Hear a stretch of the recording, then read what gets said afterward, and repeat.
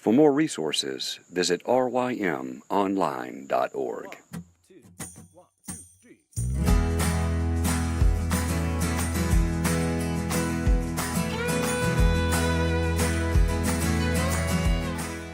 The Local Youth Worker is a daily podcast that's centered on 5 questions each week. Ranging from the practical to the professional, we're looking for answers to the questions you're asking. Whether you're in full-time, part-time, or even volunteer youth ministry, this podcast is for you.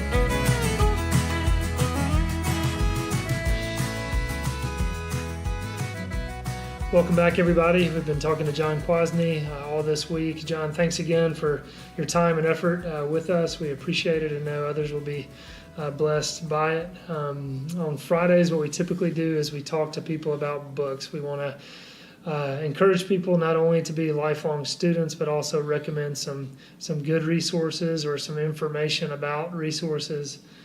So, John, today the question is, besides the Bible, what have been some of the most influential books in your life, as well as what are you currently reading? Well, John, that took me a little more time to kind of think. You know, you're talking about it going back 30 years of when, what books really have impacted me. I wanted to think of those that just have had the long-standing influence in my Christian life, as a person, and as a counselor, because to me, all these connect to that as well. My first book I was given when I was in grad school, and I was studying counseling, and I had a good friend in the counseling program who we committed to reading a couple books together, and he gave me the book Desiring God by John Piper, of all books, and it just came out, so do the math of how old I am. So the book just hit the shelves. He's like, we got to read this book. I heard this John Piper, he's a professor, but also a pastor, and that book just killed me. It was the first book that I read that just John Piper writes to me like a teacher. Every time he turned a page, I had a question about something like, where is he going with this? And the next page, he answered that question. And is he going this too far with this Christian hedonism concept? But then he'd explain it so well and so detailed. And it really, just that whole concept, again, many of you probably are familiar with if you read anything Piper, of this, I glorify God by desiring Him, by finding my joy in Him, and by enjoying Him forever. And it was just a radical concept for me. The next book, or a series of books, started with Chosen by God by R.C. Sproul. The late R.C. Sproul now, unfortunately. We miss him and his writing and his speaking and his leading, but we're thankful he's with his Savior now. But R.C. was certainly a writer that influenced me heavily. I was very new in the Reformed faith to pick up Chosen by God and to get just, to me, the best explanation of election and predestination. Again, changed my counseling, because I was already a counselor at that point. I was in my mid-20s or so and just starting out of graduate school. And, coming as a Christian counselor, sometimes we forget it's not just about being a Christian who counsels. It's how do we bring our theology into our counseling? And Reformed theology brings that very important perspective when people are struggling with things. Is like, this is not outside the hand of God. It is not outside His sovereignty. So to have a better grasp of God's sovereignty changed the way I counsel, changed the way I thought about myself and my whole life. So not only Chosen by God, anything by R.C. Sproul. Had pretty much read them all. Another book that I caught a little later in life is True Spirituality by Francis Schaeffer. I was a little young when Schaeffer hit the scene in the late 60s and early 70s, so I started reading him in the early 90s, read several books, but True Spirituality, just by its title, you can tell it's really about just living the Christian life, and it was about, I still remember that the true mark of the Christian is love and how that plays out in relationships, and it really drew me into a bigger heart for people and for loving others. Fourth book and writer, Practical Religion by J.C. Ryle. J.C. Ryle, and especially that book, but many other books, Every time I read them, I realize I'm not a Christian. So that's the first thing. And I don't want to ever pick it up again, because he has an amazing way of convicting you by the Spirit and by his words. But Practical Religion, how it's broken up, very thick chapters about Bible reading and disciplines in the Christian life, were just very helpful. And again, just made me realize how far away I am from really being a well-disciplined believer. But Practical Religion is right up on the top of that list. Yeah, absolutely. And one thing I love about J.C. Ryle, apart from the fact that he makes you feel like you're not a Christian, joking aside, is just how clear he is in his writing and how he structures it. And even, like you say, sometimes he's got longer chapters, but he gives you such a clear outline. It's so easy to read him and to follow, because some of those older guys at times aren't the easiest to read, but to me, he's one you can pick up today, and he's just as applicable today and just as easy to read. So, yeah, he's definitely high up on the list. Totally agree. Another very influential book that I read that I'll connect to some others is a book called The Christian Mind by Harry Blamires. Not as familiar with people, but let me connect. Harry Blamires was a student of C.S. Lewis's. And so if you read The Christian Mind, he sounds very much like C.S. Lewis. So again, I could add in here pretty much any book from C.S. Lewis over the years that I've read them all. But The Christian Mind is unique. And I think he wrote a second one that had to do with the Christian mind. I can't remember, maybe renewing the Christian mind, something like that.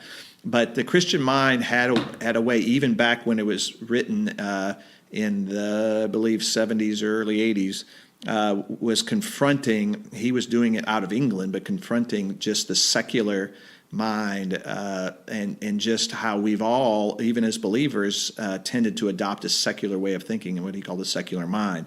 So the principles of the Christian mind is just a great pattern for thinking as a believer.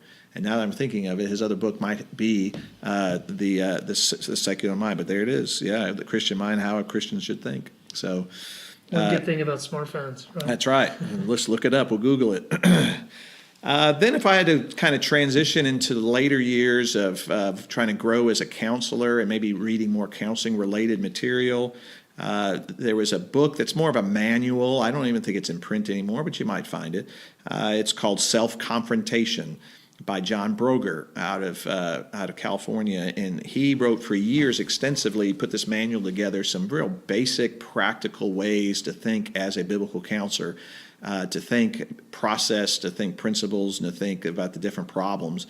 And I've really adopted much of his writing for what I teach so many years later. But it's really a helpful book on discipleship / biblical counseling. And in that category, I could put a lot of CCF books. A lot of books out there by heroes like Ed Welch and Paul Tripp and Dave Paulison and Mike Emmett and guys that have just written several good things, are writing more all the time. So that's such an encouragement today, because when I started as a biblical counselor, about 27 years ago, there was really not much out there. We had some, Christian counseling materials, but most Christian counselors were just looking more at secular books, non-Christian books, and trying to find some that could be applicable to Christian counseling.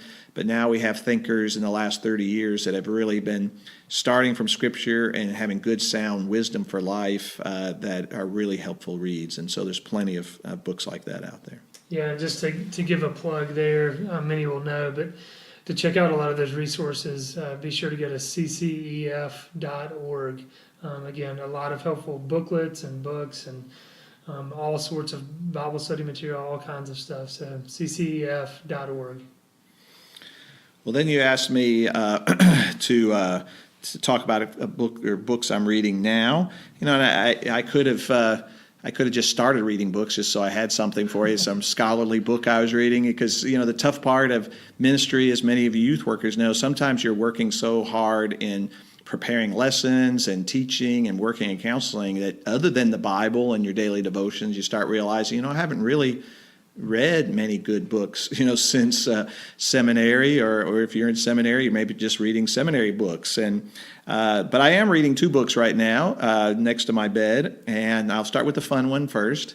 I am reading the book Dad is Fat by Jim Gaffigan. Jim Gaffigan is one of my favorite comedians, favorite clean comedians, pretty clean. Great theologian. Yeah, great theologian. And my daughter got it for me for Christmas. And Dad is Fat. If you want just a fun read, story after story after story about parenting, it's all parenting stuff. So it's fun for children's ministry and youth ministry people anyway. So that's one. The other more serious book I'm reading is the book Emotionally Healthy Spirituality by Peter Scazzaro. This book has been around since 2006, but it's had a resurgence of recent times, especially in our circles.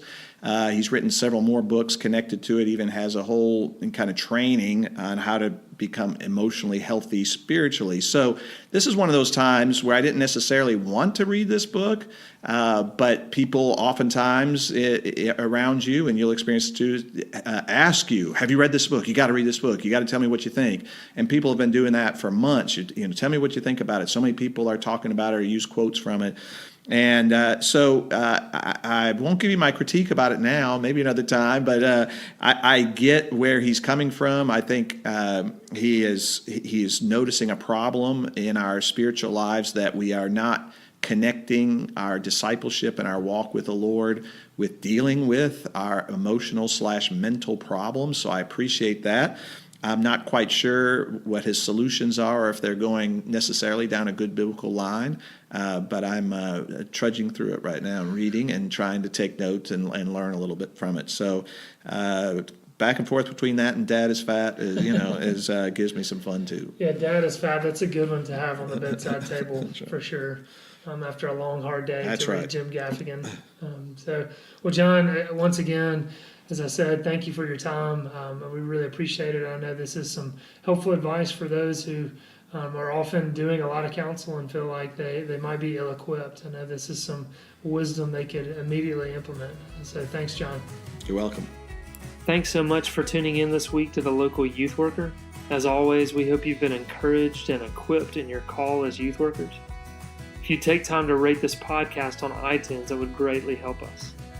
As always, we want to thank Joe Deegan for providing the music and encourage you to go out and purchase his newest CD, Cover and Title Page, which you can find at iTunes. See you guys next week. Have a great weekend. Oh, come and buy without money. Oh, come and feast without pay.